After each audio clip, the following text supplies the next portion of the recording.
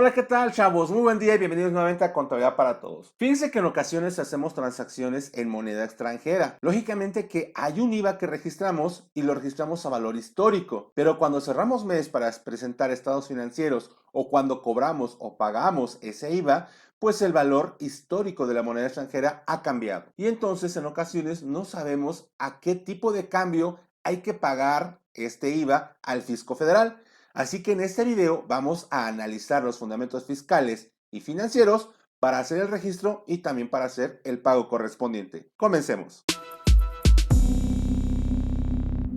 El fundamento fiscal para poder analizar precisamente a qué tipo de cambio registrar o en este caso enterar o acreditar el IVA se encuentra en el artículo 20 del Código Fiscal de la Federación en su párrafo tercero y en su párrafo cuarto.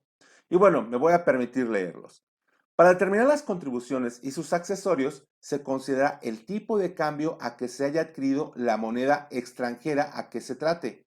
Y no habiendo adquisición, se estará al tipo de cambio que el Banco de México publique en el Diario Oficial de la Federación el día anterior a aquel en que se causen las contribuciones. Aquí básicamente lo que nos está diciendo, oye, ¿sabes qué? Cuando tú hagas en este caso la transacción, ya sea de cobro, ¿vale? O de pago, bueno, tienes que tomar el tipo de cambio al cual tú liquidaste o cobraste esa transacción. Y si no hubo ese movimiento, digamos, ese pago o ese cobro, pues entonces tienes que tomar el tipo de cambio del Banco de México al día anterior al que se causan las contribuciones. Y esto pasa tanto para las contribuciones causadas como para aquellas, en este caso, contribuciones o cuando las disposiciones fiscales permitan el acreditamiento, que en este caso es el IVA acreditable. Bueno, ese es el fundamento fiscal. Ahora bien, vamos a ver el fundamento financiero. El fundamento financiero se encuentra en las normas de información en la NIF B15, que es precisamente la que nos va a hablar acerca de la evaluación de transacciones en moneda extranjera. Y vamos a ir analizando punto por punto. Vamos a ir primero por el párrafo quinto o 5, el cual nos dice el tipo de cambio histórico. ¿Qué es el tipo de cambio histórico? En este caso, el tipo de cambio histórico es el tipo de cambio de contado referido a la fecha en que se llevó a cabo una transacción determinada. Bueno, pero ¿de cuál es la fecha de la transacción? Bueno, vamos al párrafo 10 y nos dice que la fecha de una transacción es aquella en la cual dicha operación se devenga y cumple las condiciones para su reconocimiento de acuerdo con las normas de información financiera. Acuérdense que nosotros hemos estado viendo también normas de información financiera y en la NIF A2 nos habla del postulado básico de devengación contable y realización, que es el mismo postulado. Y bueno, aquí en la parte de devengación nos dice cuando, bueno, y siempre se ha dicho, cambiémosle el nombre de devengación por el momento de que efectivamente se realizó la operación. Entonces, aquí lo que nos dice la fecha de transacción es aquella en la cual dicha operación se devenga, es decir, se realiza efectivamente. Muy bien, ahora vamos al párrafo 5. El tipo de cambio de contado es el utilizado en transacciones con entrega inmediata. Bueno, ahora ya sabemos cuál es en este caso el tipo de cambio histórico, cuál es el momento de la transacción y cuál es el tipo de cambio de contado.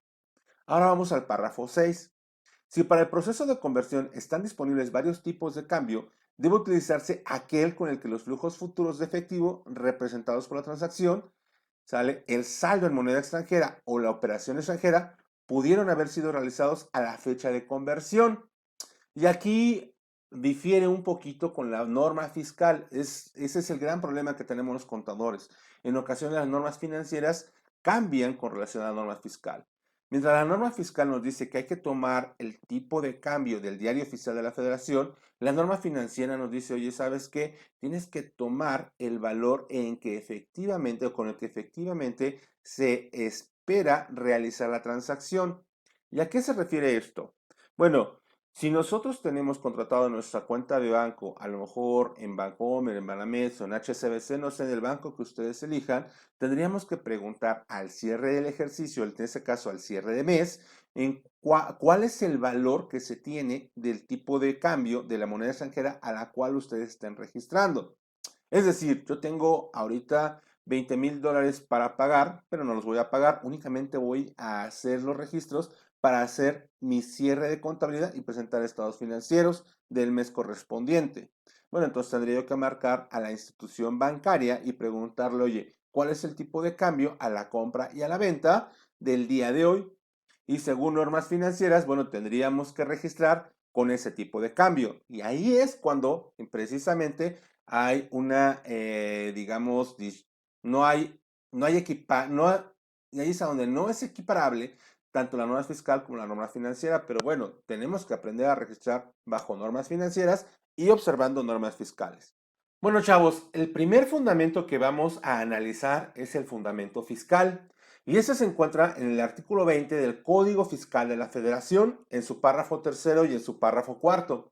Y bueno, me voy a permitir leerlo. El párrafo tercero nos dice, para determinar las contribuciones y sus accesorios, se considerará el tipo de cambio a que se haya adquirido la moneda extranjera de que se trate y no habiendo adquisición, cesará el tipo de cambio que el Banco de México publique en el Diario Oficial de la Federación el día anterior a aquel en que se causen las contribuciones. Los días en el que el Banco de México no publique dicho tipo de cambio, se aplicará el último tipo de cambio publicado con anterioridad al día que se causan las contribuciones. Y el párrafo cuarto nos dice, cuando las disposiciones fiscales permitan el acreditamiento de impuestos o de cantidades equivalentes a estos, pagados en moneda extranjera, se considerará el tipo de cambio que corresponda conforme a lo señalado en el párrafo anterior. Si ustedes se dan cuenta, este párrafo tercero y cuarto nos dice, para el caso de IVA, que es lo que estamos analizando en este momento, nos dice, oye, ¿sabes qué?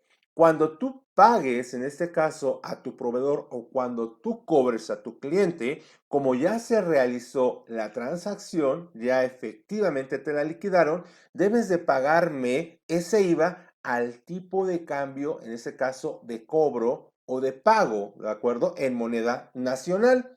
Entonces ya despejamos la primera duda. ¿A qué tipo de cambio debo de pagarles cuando yo cobre moneda nacional? ¿Al tipo de registro o al tipo de cobro o pago? Pues bien, es al tipo de cobro o pago. Ya tenemos la primera duda despejada. Muy bien, ahora vayamos con los fundamentos financieros. Les recuerdo que en las normas de información financiera, en la NIF B15, básicamente se encarga de regular todo aquellas transacciones que se hacen con moneda extranjera. Y bueno, vamos a ir analizando los párrafos que a nosotros en este caso, nos aplican para este análisis. El párrafo 5 nos dice tipo de cambio histórico. Es el tipo de cambio de contado referido a la fecha en la que se llevó a cabo una transacción determinada. Esto quiere decir que es la fecha en la cual se haya realizado, en este caso, la venta o solicitar el crédito con ese proveedor. El párrafo 10 nos dice, la fecha de una transacción es aquella en la cual dicha operación se devenga y cumple las condiciones para su reconocimiento de acuerdo con las normas de información financiera. Y aquí habla acerca del devengo. Pero bueno, voy a seguir leyendo y ahorita explico perfectamente de qué se trata esta laminilla. Y el párrafo 5 nos dice, tipo de cambio de contado. Es el utilizado en transacciones con entrega inmediata. Básicamente, aquí está la minilla. Si ustedes observan, no habla en ningún momento de comprobantes fiscales. Y ustedes saben perfectamente que las normas de información financiera no registra comprobantes fiscales, sino registra transacciones económicas. Entonces, la norma me dice, oye, cuando tú efectivamente realices la operación, tú tienes que registrar a ese tipo de cambio. Y otra cosa también que hay que observar, aquí no me está diciendo al tipo de cambio que en este caso emita el Banco de México, no. De aquí tenemos que registrarlo al tipo de cambio de la operación al día en que se efectúa. ¿Y cómo es esto? A ver, mira, vamos a pensar que tú haces una transacción en moneda extranjera, a lo mejor vendes en 1,000 pesos. Tú tendrías que hablar, perdón, en $1,000. Tú tendrías que hablar en ese momento o a tu banco en el cual estás llevando esas transacciones y decirle, oye, ¿en cuánto está el tipo de cambio el día de hoy? Y ellos te van a dar el tipo de cambio y a ese tipo de cambio tendrías que registrarlo aplicando normas de información financiera. ¿De acuerdo? Ahora bien, Vamos a ver ahora lo que son las partidas monetarias y partidas no monetarias. Y ustedes van a decir, oye, ¿y a mí para qué me interesa eso de las partidas monetarias y eso de las partidas no monetarias? Permítame un momentito y ahorita lo vamos a analizar. El párrafo 5L me dice, las partidas monetarias es aquella que se encuentra expresada en unidades monetarias nominales sin tener relación con precios futuros de determinados bienes o servicios. Su valor nominal no cambia por los efectos de la inflación, por lo que se origina un cambio de su poder adquisitivo. Y esta parte es bien importante. En las partidas monetarias siempre se originan cambios en el poder adquisitivo. Una partida monetaria es el efectivo, el derecho a recibir efectivo y la obligación de pagar efectivo. Ejemplo de partidas monetarias: clientes, proveedores, impuestos, bancos. ¿Por qué razón? Porque en estas partidas, ¿sale? No cambian con el efecto de la inflación. Entonces, ¿cuáles son las partidas no monetarias, Martín? Ah, bueno, pues las que sí cambian con el efecto de la inflación. En este caso, vamos a poner el ejemplo de un inventario. Ustedes piensen, oye, compré una computadora y la voy a vender la voy a vender en el momento que me la quieran comprar. Pero yo la compré en este momento en 10,000 pesos, pero resulta que hubo un cambio brusco en el dólar o en el euro, no sé, como ustedes lo hayan comprado, y resulta que ahora esa computadora ya no la van a vender en 10,000 pesos más el 20% de utilidad. Ahora la van a vender a como está en el mercado, a lo mejor están 11,000 pesos más el 20% de utilidad. Entonces, una partida no monetaria sí cambia su valor, ¿de acuerdo? Con la inflación. Entonces, esas son las partidas no monetarias. Y el dinero como tal, aquí como lo estamos viendo, el banco, sí es una partida monetaria porque sí se afecta su valor con la inflación. ¿Y por qué razón? Porque registramos en pesos. Entonces, si nosotros tenemos deudas en dólares, ¿vale? Entonces tendríamos que actualizar el valor de esta partida monetaria de acuerdo al nuevo tipo de cambio. Es por esa circunstancia que es importante identificar cuáles partidas son monetarias, que son las que pierden su valor con la inflación, y cuáles partidas son no monetarias, que son las que no pierden su valor con la inflación. Muy bien, chavos, ahora que ya sabemos qué es una partida monetaria y una partida no monetaria, vayamos al párrafo 11 para poder saber qué es lo que tenemos que hacer al momento de cerrar, en este caso, los estados financieros, para poderlos presentar a los socios o accionistas. Y nos dice, a la fecha de cierre de los estados financieros, los saldos de partidas monetarias derivadas de transacciones en moneda extranjera y que estén denominados en moneda extranjera, deben convertirse al tipo de cambio de cierre. Asimismo, a la fecha de realización, cobro o pago de las transacciones en moneda extranjera, estas deben convertirse al tipo de cambio de realización. Y aquí voy a hacer una pequeña pausa. Resulta que nosotros, bueno, todos sabemos que tenemos que estar presentando estados financieros mes a mes. Aquí este párrafo me está diciendo, oye, cuando tú presentes estados financieros, haz la conversión de todas esas partidas que tienes registradas en pesos, pero que originalmente están transaccionadas en dólares y tráelas, dales el efecto, en este caso, del tipo de cambio, cuánto ha variado. Y también con relación a las partidas que tú ya pagaste durante el mes, bueno, dale el efecto del tipo de cambio al momento en que efectivamente se realizaron, es decir, en que efectivamente se pagaron o se cobraron, ¿sale? Entonces, eso es lo que nos quiere decir este primer, digamos, este párrafo del párrafo 11. Y vamos a continuar leyendo. De estos procedimientos surgen diferencias en cambios debido a que normalmente el tipo de cambio de cierre o en su caso el tipo de cambio de la fecha de realización tiene variaciones con respecto al tipo de cambio histórico. Por lo que respecta a las partidas no monetarias, estas deben de mantenerse al tipo de cambio histórico. Aquí básicamente pues nos está repitiendo lo que les acabo de decir, ¿no? Hay diferencias en este caso al tipo de cambio de registro y al tipo de cambio de cierre y esto es muy normal. Pero también aquí este párrafo 11 de la NIF nos dice, oye, las partidas no monetarias, esas hay que mantenerlas al tipo de cambio normal, ¿vale? Verlo a como la registraste, al valor histórico. Entonces, aquí ya nos deja claro cómo es que tenemos que jugar con las partidas, en este caso en dólares, y con las partidas en pesos. Muy bien, pero aquí vendría la siguiente pregunta. Oye, ¿y a qué tipo de cambio debo de registrar, ¿vale? Al cierre de mes. La NIF B15 en su párrafo 6 nos dice, si para el proceso de conversión están disponibles varios tipos de cambio, debe utilizarse aquel con el que los flujos futuros de efectivo representados por la transacción, el saldo en moneda extranjera o la operación extranjera pudieron haber sido realizados a la fecha de conversión.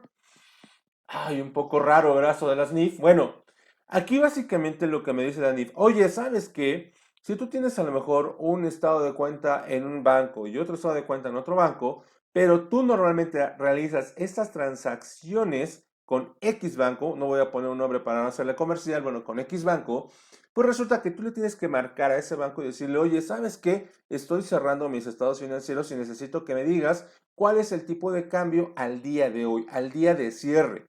Y entonces al tipo de cambio que te digan que es el que tienes, digas, en ese caso que se está perdón, que se está transaccionando, bueno, a ese tipo de cambio tú tendrías que registrarlo, no al tipo del Banco de México, que eso es lo que normalmente observo que pasan las contabilidades. Pero bueno, ahí ya es cuestión de decisión de cada uno de los contadores. Muy bien, chavos, pues ahora sí, vamos a hacer los registros para que veamos cómo se ejecuta.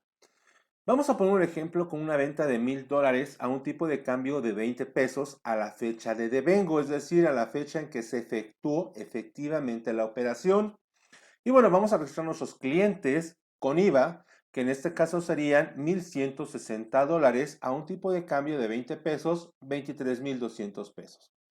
Y en este caso, abonamos las ventas por 20,000 pesos, que es lo que representan $1000, y por 3,200 pesos, que es lo que representa en este caso $160. Bueno, ya tengo mi registro ahora sí en pesos. Voy en este caso a actualizarlo. ¿Cómo sería en este caso mi análisis de la actualización a la fecha de cobro? En este caso tengo mis $1000 a un tipo de cambio de 20 pesos con 50 centavos, es decir, ahora ya cambió. Tengo mis clientes, ¿sale? Por $1160 y mi nuevo valor es de 23,780 pesos, teniendo un previo de 23,200, por lo cual me da una fluctuación en clientes de 580 pesos.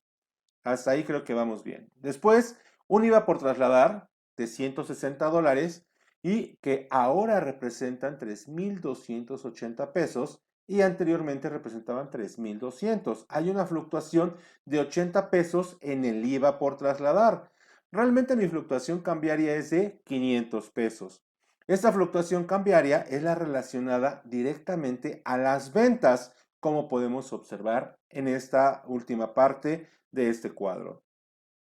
Bien, ¿qué pasa con el registro de la revaluación y cobro? En el caso del registro de la revaluación tendremos que poner los 580 de clientes como cargo para actualizar mi valor de clientes. Mi IVA por trasladar ahora son 80 pesos más y mi utilidad cambiaría por 500 pesos. Este sería en este caso mi registro por la actualización en el tipo de cambio.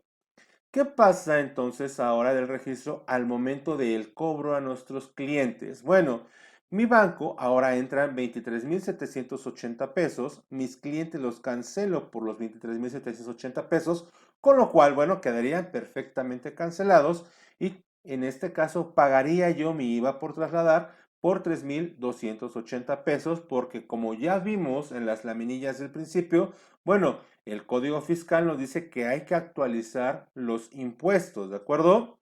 Muy bien. Registro de la forma tradicional de la fluctuación cambiaria. Hacemos normalmente el cálculo sobre clientes, no hacemos el cálculo sobre IVA. Entonces, ¿qué hacemos? Clientes 1,160, en moneda nacional 23,780 pesos y previo 23,200. Hay una fluctuación cambiaria de 580 pesos. ¿Y qué registro hacemos normalmente? Bueno, normalmente hacemos clientes 580 pesos y la utilidad cambiaria con 580 pesos. ¿Y qué creen? En muchas ocasiones hasta la acumulamos para impuestos sobre la renta, cuando ya hemos observado que estos 80 pesos no pertenecen a la utilidad cambiaria. Esos 80 pesos pertenecen a mi IVA trasladado. Entonces, este registro tiene una área de oportunidad y es el registro que normalmente se está haciendo en las empresas. Ojo, mucho cuidado con ese registro. ¿Qué pasa en el registro contable tradicional? Bancos, 23,780 pesos. Clientes, 23,780 pesos. Y me iba por trasladar 3,200 y me iba trasladado 3,200. Es decir, no lo actualizamos.